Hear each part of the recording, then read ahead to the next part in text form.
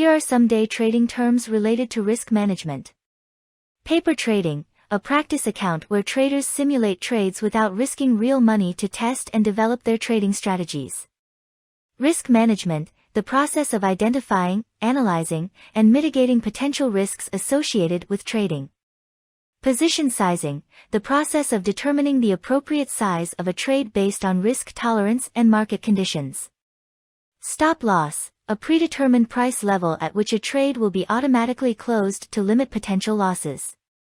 Trailing stop, a stop-loss order that moves up or down with the market price to lock in profits while minimizing losses. Risk-reward ratio, the ratio between the potential profit and potential loss of a trade, used to assess the trade's expected value. Maximum drawdown, the largest peak-to-trough decline in a trader's account balance over a specific period. Risk per trade, the amount of capital a trader is willing to risk on a single trade based on their risk management strategy.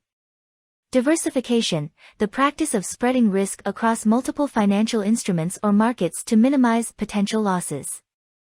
Correlation, the degree to which the price movements of two or more financial instruments are related, used to assess portfolio diversification.